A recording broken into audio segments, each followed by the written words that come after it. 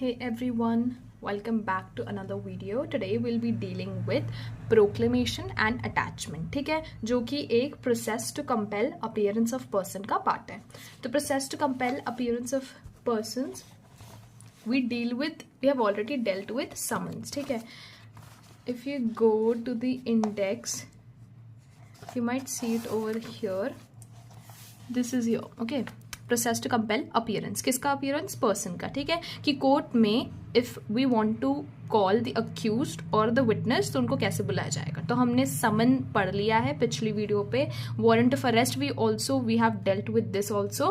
ठीक है, अब आई थिंक लास्ट हमारा बचता है वो है proclamation and attachment. Now let's start with this. Proclamation attachment is the last resort that a court has when person does not obey warrant of arrest. ठीक है, या अरेस्ट वारंट जो है वो एग्जीक्यूट नहीं हो पा रहा है. ठीक है, तो सबसे पहले हम उसका फर्स्ट सेक्शन से चालू करेंगे which says section 84. I think yes it is section 84.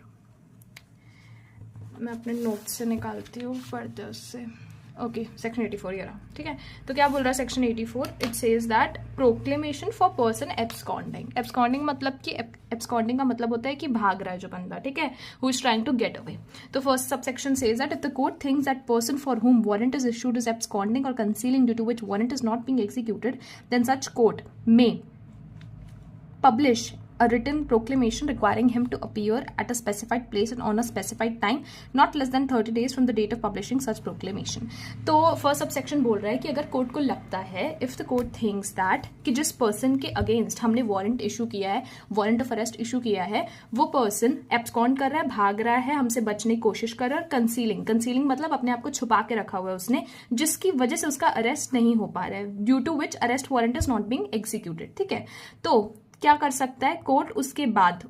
If arrest warrant is not being executed, उसके बाद the last resort left with court is court can publish a written proclamation. Proclamation basically एक official announcement होता है. क्या announce कर रहे हैं उसमें हम बताएंगे कि तू इस प्लेस पे इस टाइम पे यू हैव टू अपीयर. ठीक है, नॉट लेस देन 30 दिन. मतलब प्रोक्लेमेशन हमारी प्रोक्लेमेशन इशू की गई. ठीक है, प्रोक्लेमेशन मतलब एक फॉर्मल अनाउंसमेंट हम इशू करते हैं. कौन करता है? कोर्ट इशू करता है प्रोक्लेमेशन विद इन 30 डेज. जैसे कि अगर प्रोक्लेमेशन हमारी इशू हुई 1 जनवरी को, ठीक है, तो इट्स उस प्रोक्लेमेशन में लिखा रहता है प्लेस एंड टाइम. ये हम सबसेक्शन 1 में पढ़ रहे हैं. ठीक है, कि requiring him to appear at a specified place and on a specified time. उस प्रोक्लेमेशन पे उस अक्यूज्ड के लिए एक स्पेसिफाइड प्लेस और टाइम बताया जाता है और बोला जाता है कि विद इन 30 डेज उसको प्रोक्लेमेशन इश्यू होने के अपीयर हो जाना है. ठीक है, जो प्लेस और टाइम है वो आप 30 दिन के अंदर जो है वो डिसाइड कर लेना. मतलब 1 जनवरी से 30 जनवरी के बीच में आपको कोई डेट और टाइम फिक्स करना है जिस डेट ऑफ टाइम पे अपीयर हो अक्यूज्ड. ठीक है, या विटनेस जो भी है. मतलब मोस्टली प्रोक्लेमेशन अक्यूज्ड के लिए इशू की जाती है. तो अक्यूज्ड 30 दिनों के अंदर नॉट लेस देन, यहां पे लिखा हुआ है ना what is written, not less than 30 days. ठीक है, सो 30 दिनों के अंदर जो है वो उससे 30 दिनों से कम नहीं होनी चाहिए वो प्रोक्लेमेशन के ड्यूरेशन. ठीक है, प्लेस एंड टाइम जो है वो 30 दिनों से कम नहीं होना चाहिए, वो उनसे ज्यादा ही होना चाहिए जो प्लेस एंड टाइम है. कि आप 30 दिनों में एक्सपेक्ट मत करो किसी को भी अपीयर होने का. ऐसा कोई प्लेस एंड टाइम आप डिसाइड करो जो कि 30 दिनों के बाहर हो. It should not be less than 30 दिन. ठीक है, क्योंकि टाइम लगेगा किसी को भी अपीयर होने में. अगर इफ दे थिंक अगर रीजनेबल टाइम जो है वो बेसिकली वो 30 डेज बोल रहे हैं. ठीक है, so it should be within 30 days. क्या होना चाहिए? Within 30 days. जो place and time court issue कर रहा है, जो प्लेस एंड टाइम कोर्ट दे रहा है अक्यूज्ड को अपीयर होने के लिए. Now next subsection states that proclamation shall be published as follows. First का क्या है? Shall be publicly read in some conspicuous place of town where such person ordinary resides.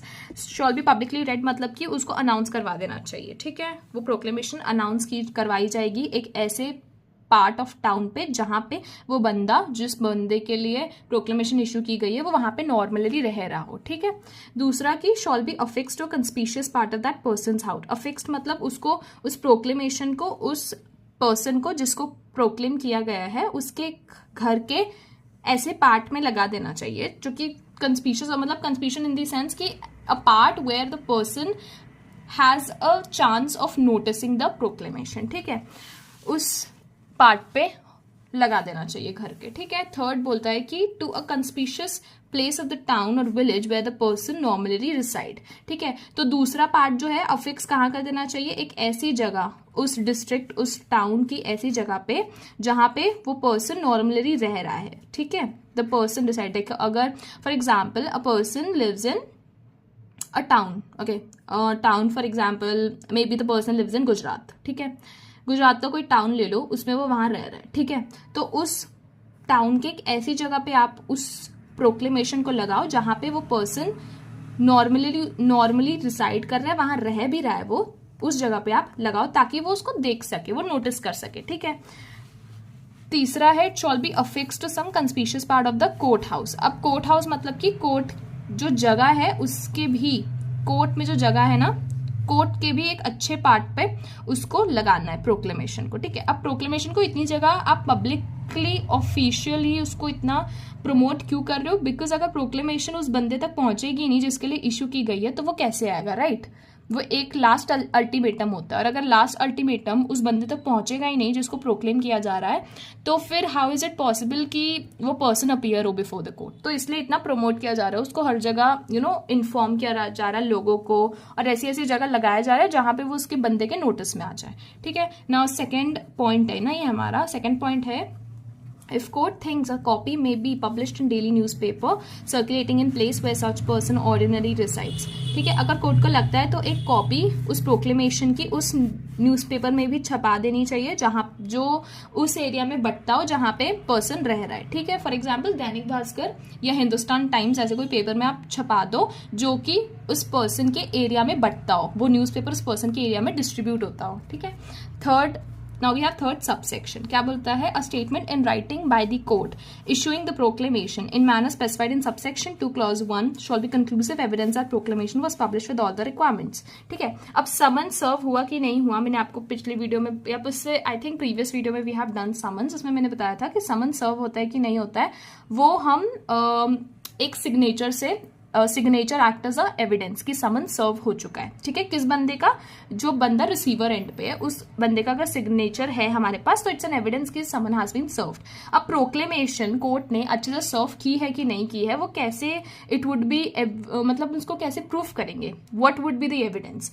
तो a statement in writing, court एक statement issue करे लिखित में, writing written statement must be issued by the court by after issuing the proclamation, कि हम ऐसी ऐसी proclamation issue कर रहे हैं, और वो जो है will act as a evidence, ठीक है, कि हर रिक्वायरमेंट जो है उसके साथ प्रोक्लेमेशन इशू कर दी गई है। कौन कौन सी रिक्वायरमेंट जो सबसेक्शन 2(1) में दी गई है, ठीक है, वो बताया जा रहा है कि एक स्टेटमेंट इन राइटिंग अगर दे देगा कोर्ट तो वो एक एविडेंस हो जाएगा कि हाँ प्रोक्लेमेशन इशू हो चुकी है और अच्छे सारी रिक्वायरमेंट्स के साथ हुई है। Now we have subsection 4 where proclamation, oh my god, where proclamation, I'm sorry for the mispronouncement, where proclamation is issued for a person accused of an offence which is punishable with imprisonment of 10 years or more, imprisonment for life or death penalty, and such person does not follow the proclamation। अब क्या हो रहा है, proclamation किसी ऐसे बंदे के लिए, किसी ऐसे अक्यूज्ड के लिए, किसी ऐसे ऑफेंडर के लिए इशू की गई है जिसने ऐसा कोई ऑफेंस किया है जो कि 10 साल से ज्यादा पनिशेबल है ना, इम्प्रिजनमेंट फॉर लाइफ से पनिशेबल है या डेथ पेनल्टी से पनिशेबल है। अगर ऐसा है, अगर इतना सीरियस ऑफेंस किया है उसने, तो simply what would be done, अगर वो प्रोक्लेमेशन फॉलो नहीं करता है, अगर वो अपीयर नहीं होता है प्रोक्लेमेशन इशू करने के बाद भी, तो what would be done by the court, court simply उस बंदे को ना एक प्रोक्लेम्ड ऑफेंडर जो है वो प्रोनाउंस कर देगी, ठीक है। वो अनाउंस कर देगा कि ये पर्सन अब एक प्रोक्लेम्ड ऑफेंडर है, क्योंकि ये प्रोक्लेमेशन इशू होने के बाद भी नहीं आया, he did not appear before the court and he has done some really severe and grave offense, he is accused of a grave or serious offense, ठीक है। Now we'll deal with subsection 5 Provisions of subsection 2 and 3 shall apply to a declaration made by the court under subsection 4 as they apply to the proclamation published under 1. ये ज़्यादा कुछ important है नहीं, बस ये इतना बोल रहा है कि जो 2 और 3 में हमने रिक्वायरमेंट्स दिए हैं वो अप्लाई करेंगे उस डिक्लेरेशन में भी जो कि कोर्ट 4 में कर रहा है. 4 मतलब वो एक प्रोनाउंसमेंट करेगा ना, वो प्रोनाउंस करेगा उसको प्रोक्लेम्ड ऑफेंडर. तो सेम रिक्वायरमेंट जो 2 और 3 में दी हुई है, 2 में दी हुई है अपना इसका कि कैसे कैसे वो पब्लिकली उसको स्प्रेड करवाना है प्रोक्लेमेशन को, और थर्ड में I think what is given in third कि रिटन स्टेटमेंट जो है अगर कोर्ट दे दे तो वो एक एविडेंस की तरह एक्ट करेगा. तो ये दोनों रिक्वायरमेंट हमको जब हम 4th में उसको एक प्रोक्लेम्ड ऑफेंडर करार दे रहे हैं तब भी हमको फॉलो करनी है. ठीक है, section 85 let's head to that. क्या बोल रहा है? Attachment of property of person absconding. Absconding मतलब कि जो बंदा भाग रहा है, जो बचने की कोशिश कर रहा है, person who is trying to get away with the offence he has done. ठीक है, इफ दैट्स द केस तो क्या होगा, तब हम क्या करेंगे, उसकी प्रॉपर्टी अटैच करेंगे. प्रॉपर्टी अटैच मतलब कि गवर्नमेंट के अंडर ले लेंगे, ऑफिशियल उसको जो है सीज कर लेंगे. तो सबसेक्शन फर्स्ट पढ़ते हैं कि what are the rules related to it. पहला है कि court after issue of proclamation may for reasons to be recorded in writing order attachment of any movable, immovable और both type of property belonging to the proclaimed person. ठीक है, देखो अब जब court ने प्रोक्लेमेशन इश्यू कर दी, ठीक है, अब बंदा अपीयर हुआ नहीं हुआ, बट उससे पहले ही जस्ट प्रोक्लेमेशन इश्यू करने के बाद for reasons to be recorded मतलब कि कोर्ट को उसके लिए रीजन्स देने पड़ेंगे कि why the court is attaching और सीजिंग और taking into their control the movable, immovable और both type of property of the person. अब मूवेबल प्रॉपर्टी क्या होती है? Movable property is those type of property that cannot be removed from the one place to another, basically something that is not attached to the ground. ठीक है, और immovable property क्या हो गई, जैसे कि लैंड, एग्रीकल्चरल लैंड या किसी भी टाइप का लैंड जो है वो it's immovable property. Movable property क्या हो गई? Car, right, anything like jewellery, gold belonging to the accused. ठीक है, ये हो गई मूवेबल. और बोथ कोई भी इन दोनों को भी वो अटैच करवा सकता है. अटैच मतलब बेसिकली गवर्नमेंट कंट्रोल के अंदर, कोर्ट के कंट्रोल के अंदर ऑफिशियली ले सकते हैं. ठीक है, कब? प्रोक्लेमेशन इश्यू करने होने के बाद. देखो प्रोक्लेमेशन इश्यू हुई है बट बंदे को टाइम नहीं दिया गया अपीयर होने का. ठीक है, वो बट फिर भी करवा सकते हैं belonging to the proclaim person. जो भी उस प्रॉपर्टी वो उस प्रोक्लेम पर्सन की है वो उसको अटैच करवा सकता है कोर्ट. ठीक है, नाउ क्यों करवा रहे हैं हमने तो उसको टाइम भी नहीं दिया अपीयर होने का कोर्ट के पहले. So next in line it is justified that if court at the time of issue of proclamation is satisfied by affidavit that person in relation to whom proclamation is being issued is about to dispose of or any part of whole or any part of his property and to remove whole or any part of his property from the local jurisdiction of the court, then it may order simultaneously issue of attachment of property with the issue of proclamation. ठीक है, देखो proclamation और attachment they are last two resort. जब समन और warrant issue होने के बाद भी कोई अक्यूज नहीं आता है कोर्ट के फ्रंट पे, तो या तो आप प्रोक्लेमेशन इशू करो या आप उसके साथ साथ अटैचमेंट ऑफ प्रॉपर्टी भी इशू कर दो. हम कब अटैचमेंट ऑफ प्रॉपर्टी भी उसके साथ साथ इशू कर सकते हैं? तब जब एफिडेविट, एक एफिडेविट मतलब एक ऑफिशियल स्वेयर के बाद एक ऑफिशियल डॉक्यूमेंट बनता है जो कि दैट इज कंसिडर्ड ट्रू. ठीक है, कोई भी ऐसा ऑफिशियल डॉक्यूमेंट जो कि ट्रू है, उस एफिडेविट के बेसिस पे अगर कोई पर्सन जो कि मतलब कोई भी पर्सन ये स्वॉन कर रहा है कि the person in relation to whom proclamation is being issued, मतलब कि अक्यूज्ड, जो अक्यूज्ड है जिसके लिए हम प्रोक्लेमेशन इशू करवा रहे हैं, वो अपनी प्रॉपर्टी को डिस्पोज मतलब कि अपनी प्रॉपर्टी को बेचने वाला है. डिस्पोज ऑफ मतलब उसका ठिकाना लगा देना अपनी प्रॉपर्टी को. या तो वो एक तरीके से उसको अपने साथ ले जाएगा अगर मूवेबल होगी, अगर इमूवेबल है तो वो डिस्पोज करने मतलब उसको बेच देगा वो. ठीक है, अगर वो वैसा कुछ कर रहा है जिसकी वजह से हम उसकी प्रॉपर्टी अटैच नहीं कर पाएंगे, अटैच कर देंगे ना तो एक तरीके से उसकी प्रॉपर्टी जो है वो गवर्नमेंट के कंट्रोल में आएगी, कोर्ट के कंट्रोल में आ जाएगी. तो कोर्ट के कंट्रोल में आ जाएगी तो उसको तो कोर्ट के सामने आना ही पड़ेगा तब.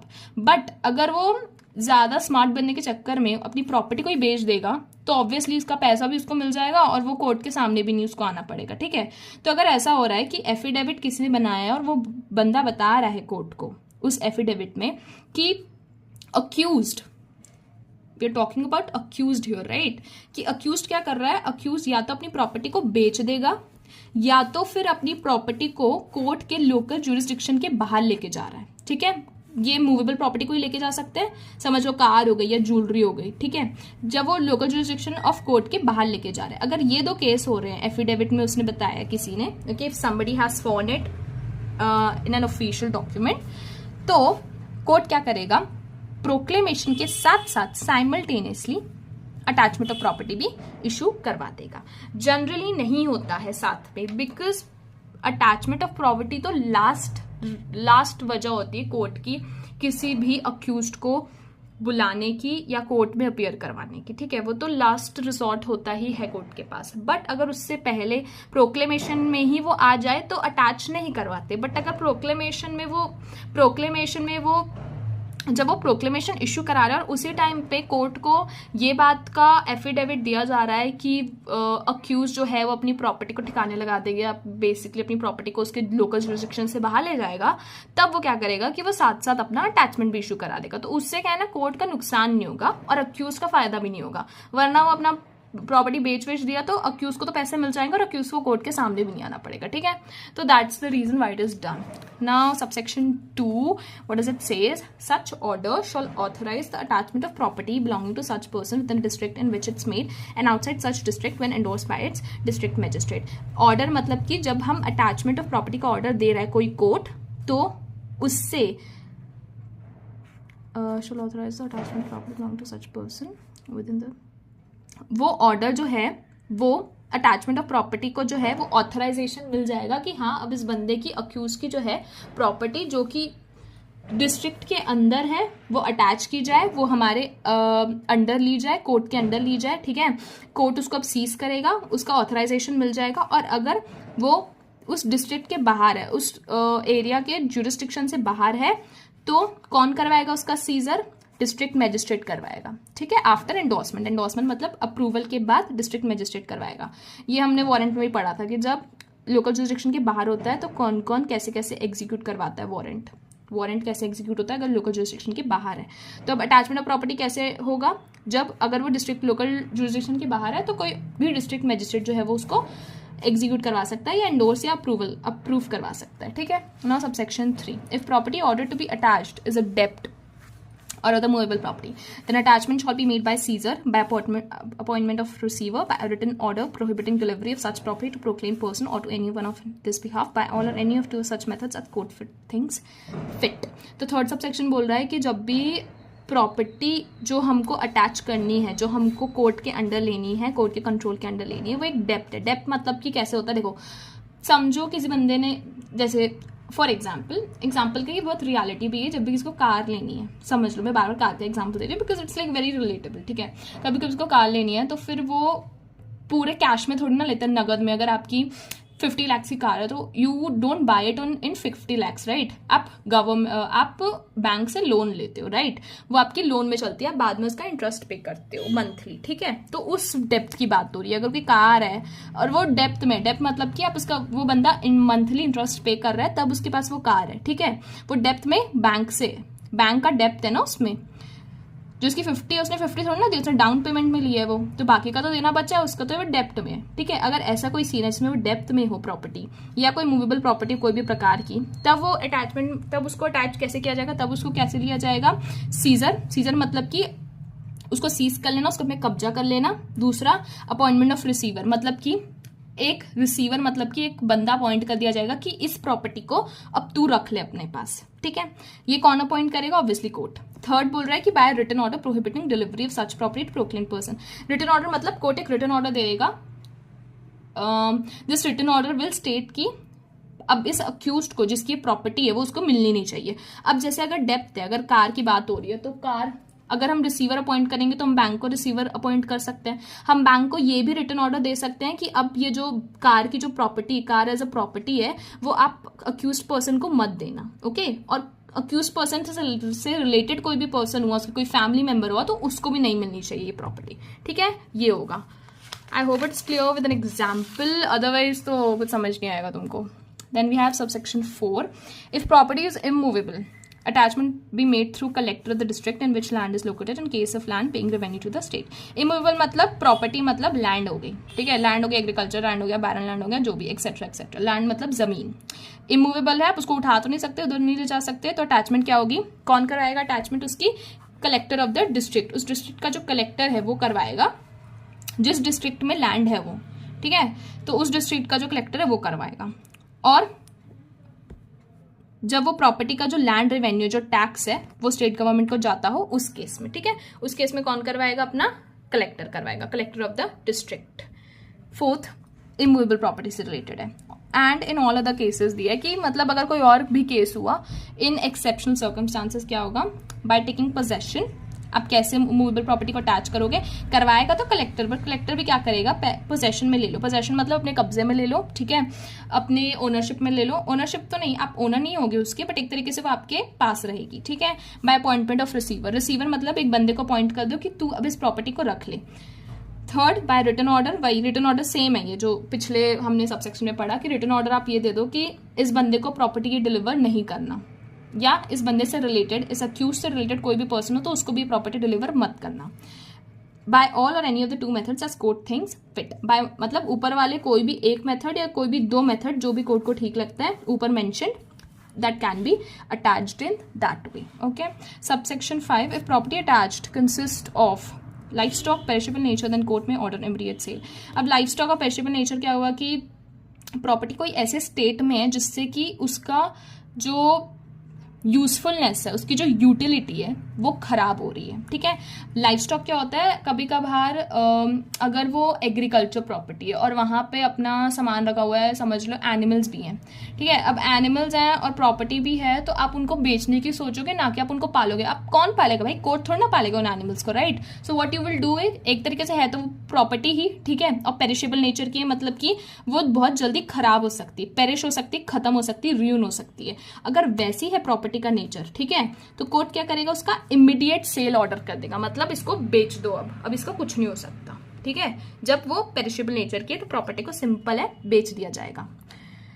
6th subsection, powers duties liabilities of a receiver appointed under this section. Receiver हमने अपॉइंट किया था ना, यहाँ पे भी दिया है कि बाय अपॉइंटिंग अ रिसीवर, ठीक है, जो ये हमने रिसीवर अपॉइंट किया उस प्रॉपर्टी का, तो वही बता रहे हैं कि उसकी पावर, ड्यूटी और लाइबिलिटी सेम होगी उस रिसीवर से जो कि हम सीपीसी में, सीपीसी मतलब सिविल प्रोसीजर कोड में अपॉइंट किए हैं, उसकी पावर, लाइबिलिटी और ड्यूटी सेम होगी उसी रिसीवर से जो हमने सीपीसी में अपॉइंट किया. सीपीसी मतलब एक टोटल डिफरेंट प्रोसीजर कोड है जो कि सिविल लॉ से डील करता है, ठीक है.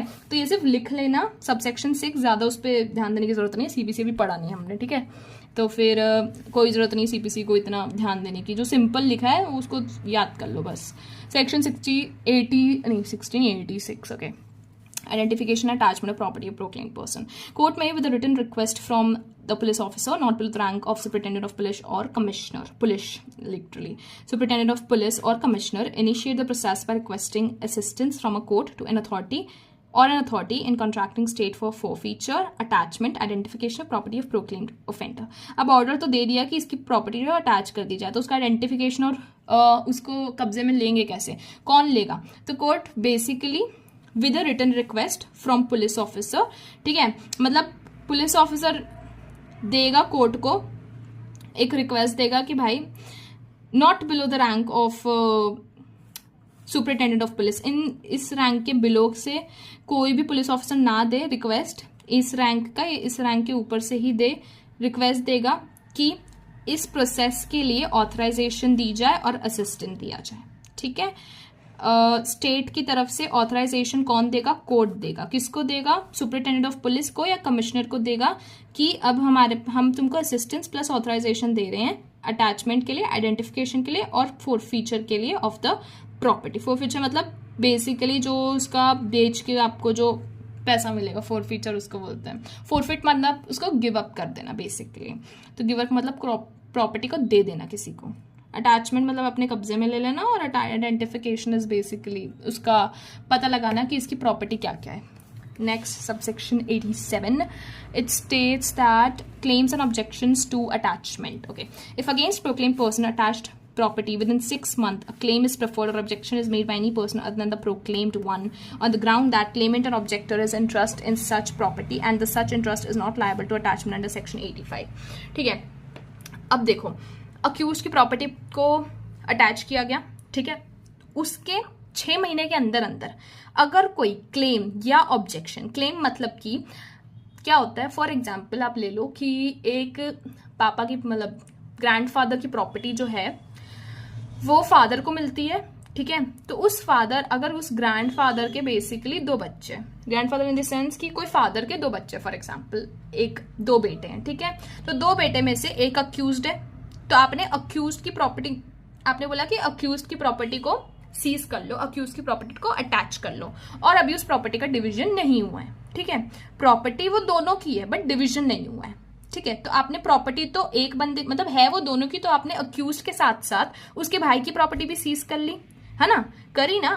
तो अगर ऐसा कभी केस हो कि आपने अटैचमेंट के बाद 6 महीने में कोई क्लेम लेके आ रहा है उस प्रॉपर्टी पे जो आपने सीज की है, भले वो अक्यूज्ड की है बस बट वो उसके साथ उसके भाई की भी है, राइट, क्योंकि प्रॉपर्टी का डिवीजन नहीं हुआ अभी तक, उसके पापा नहीं करके गए हैं। तो अगर कोई क्लेम आ रहा है या ऑब्जेक्शन आ रहा है किसी ऐसे बंदे का जो कि मतलब वो अक्यूज नहीं है, वो बंदा कोई और है, ठीक है, और वो बोल रहा है कि ये प्रॉपर्टी में मेरा भी हक है, इस प्रॉपर्टी में मेरा भी हिस्सा है, तो क्या होगा, देखो यहाँ पे लिखा क्या ग्राउंड है कि has interest in such property, मतलब मेरा भी हक है उस प्रॉपर्टी में, मेरा भी हिस्सा है, ठीक है, has such interest in property and that such interest is not liable of attachment. Not liable मतलब मैंने कुछ गलत नहीं किया तो मैं क्यों अपनी प्रॉपर्टी का जो है हिस्सा वो दे दूं कोर्ट को, राइट, मैंने कुछ गलत नहीं किया, मैं लायबल नहीं हूं 85 के अंडर, मेरे को अरेस्ट वारंट नहीं किया गया इशू मेरे अगेंस्ट, ना मेरे अगेंस्ट प्रोक्लेमेशन इशू की गई, क्योंकि मैं अक्यूज नहीं हूं, मैंने क्राइम नहीं किया है, ठीक है। तो उस ग्राउंड पे what can be done is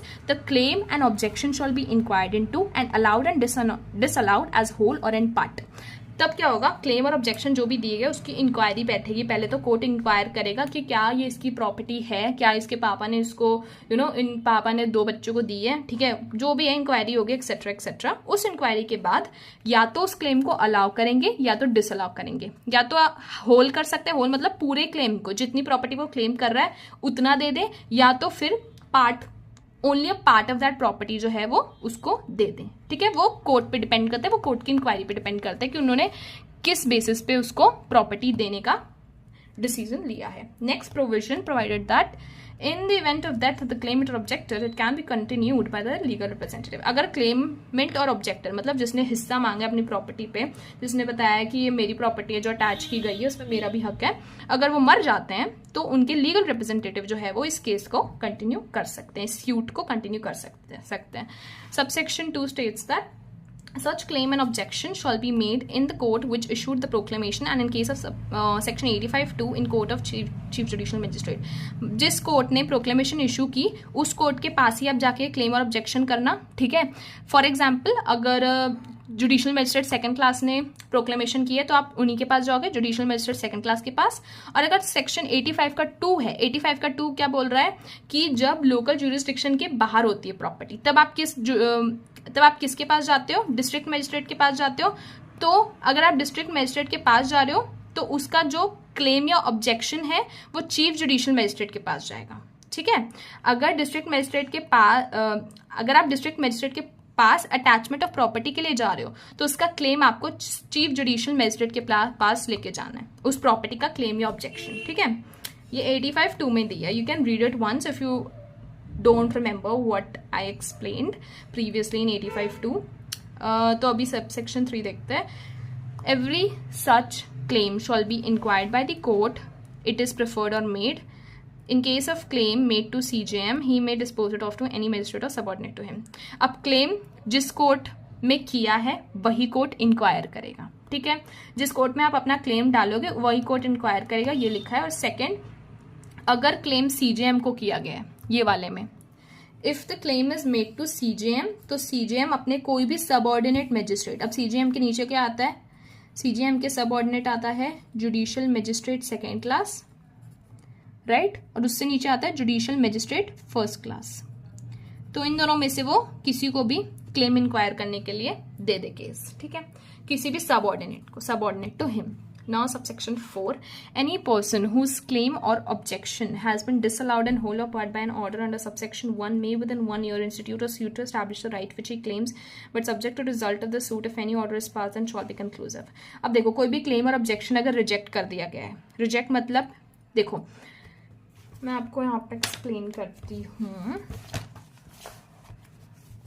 देखो प्रॉपर्टी अटैच हुई, ये हमारी हुई सेक्शन 85 में, इस वाले में नहीं हुई है, ठीक है.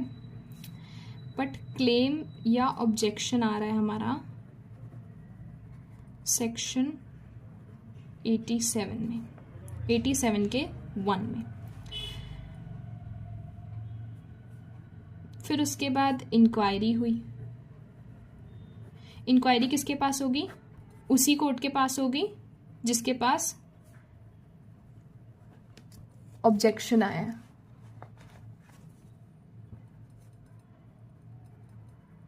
As same court as claim is sent into, जिसके पास क्लेम आया वो इंक्वायरी करेगा.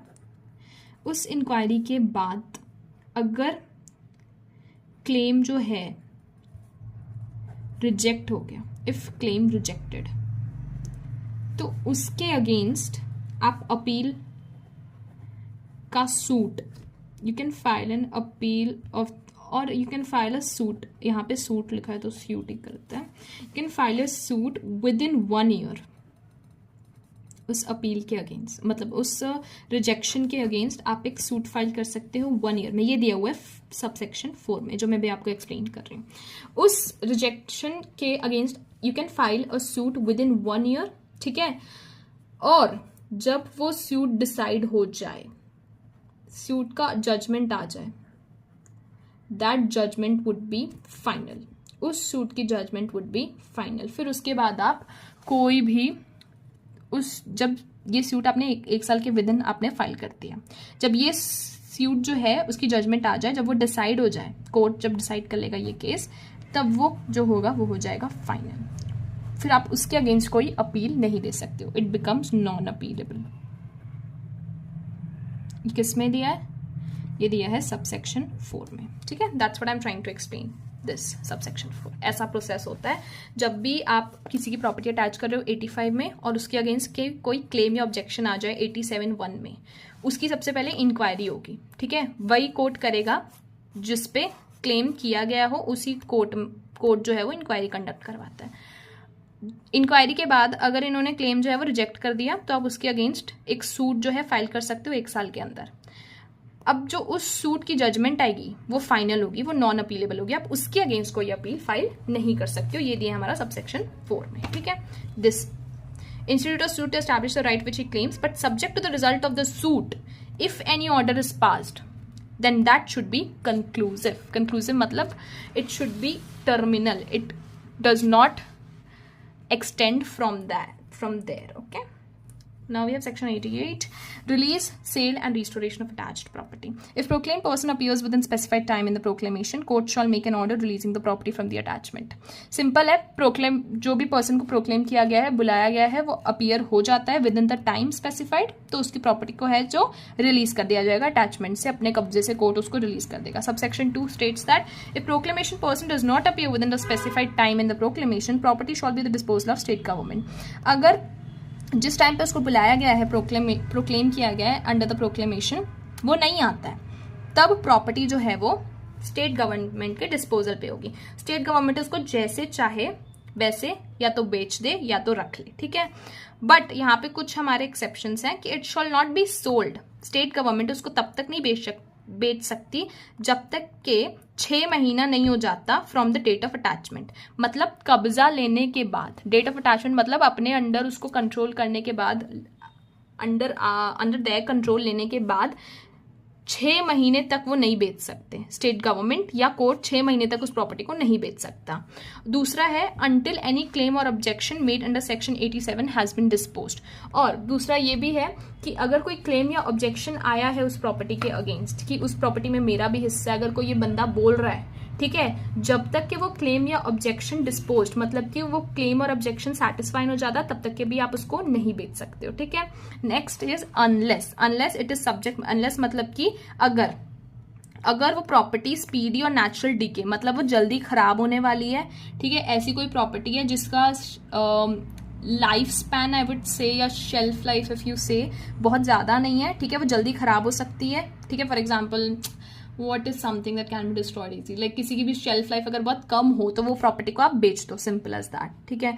दूसरा कि court considers that sale would be beneficial for the owner, अगर कोर्ट को लगता है कि जो सेल है वो बहुत बेनिफिशियल होगी इन अमाउंट ऑफ मनी या in amount of what the court is getting, तो फिर कोर्ट उसको बेच सकता है, अगर अच्छे दाम में बिक रही है, समझ लो, ठीक है। अगर वो अच्छी बोली, मतलब अच्छी बोली लगाएगी उसके against and you know it is getting sold at an high price, तब कोर्ट उसको बेच सकता है इन दो सर्कमस्टांसेस में। बट उससे पहले 6 महीने से पहले तो वो बेच नहीं सकता, और दूसरा जब तक कि क्लेम एंड ऑब्जेक्शन जो है वो डिस्पोज नहीं हो पाता तब तक वे भी नहीं बेच सकता। And I think we have subsection 3 also. Okay, subsection 3, if within 2 years from the date of attachment person proclaimed appears voluntary, apprehended, brought before the court issuing attachment of property or to the court to which such court is subordinate, अब 2 साल के अंदर from the date of attachment, attachment मतलब जब property को court ने अपने authorisation के अंडर लिया उसके 2 साल, उस डेट से 2 साल तक, 2 साल के अंदर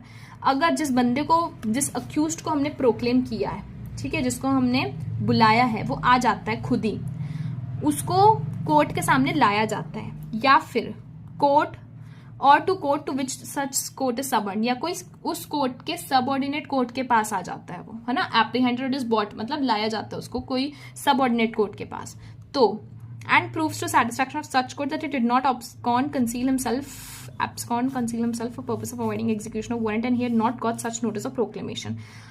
और कोर्ट के सामने आके भाई जी वो बोलता है कि वो कोर्ट को सेटिस्फाई करता है, कि सेटिस्फाई इन द सेंस कि वो कोर्ट को थ्रू एविडेंस ये प्रूफ कर देता है कि मैं भागा नहीं था, I did not try to conceal myself, क्या मैं छुपने की कोशिश नहीं कर रहा था, और मुझे नोटिस मिली ही नहीं प्रोक्लेमेशन की, मतलब मुझे एक तरीके से पता ही नहीं चला कि मुझे प्रोक्लेम किया गया है या मेरे अगेंस्ट प्रोक्लेमेशन इशू की गई है, ठीक है।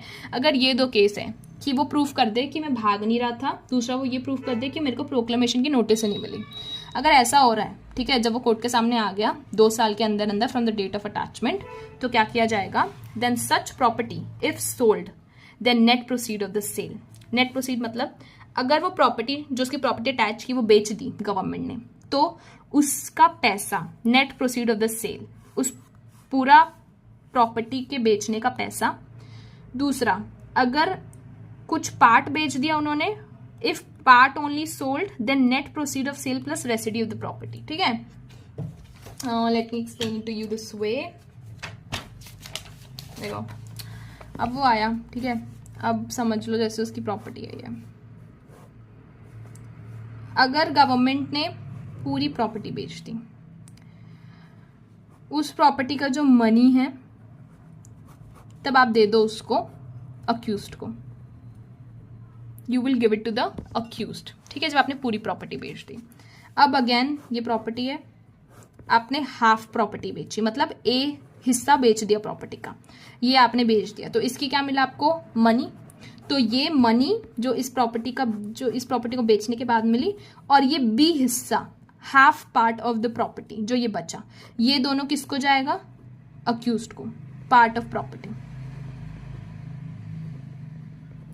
फिर आप ये दोनों दोगे अक्यूज्ड को, this both will go to the accuse, मतलब कि जिसको प्रोक्लेम किया गया था, प्रोक्लेम्ड पर्सन, ठीक है। That is what it's saying कि if sold then net proceed of the sale, if only part sold then net proceed of sale plus residue, shall after satisfying all cost incurred in consequence of attachment be delivered to him, फिर उसको दे दी जाएगी accused को। After satisfying मतलब कि जो भी attachment के process में जितना भी पैसा लगा है उस प्रॉपर्टी को अपने कंट्रोल में लाने का, गवर्नमेंट का या कोर्ट का जितना भी पैसा लगा है, उस पैसे को सेटिस्फाई करने के बाद, मतलब वो पैसा लेने के बाद उसमें से, ठीक है, उस जो पैसा गवर्नमेंट दे रही है या जो पैसा कोर्ट दे रहा है ना, उसमें से आप माइनस कर लो वो पैसा जो कि गवर्नमेंट को उस प्रॉपर्टी को अपने ऑथराइजेशन में लाने के लिए लगा है, वो पैसा माइनस करके फिर मिलेगा accused को be delivered to him. That's all. We are done with proclamation and attachment also. I hope you have understood what I was trying to explain. Kinda easy. You have to just go through the provisions once again because बहुत सारे subsections हैं, कई sections में. Just go through it once again, read it through the bare act. You will be, I'm completely sure that you will understand what it's saying. And thank you for watching the video.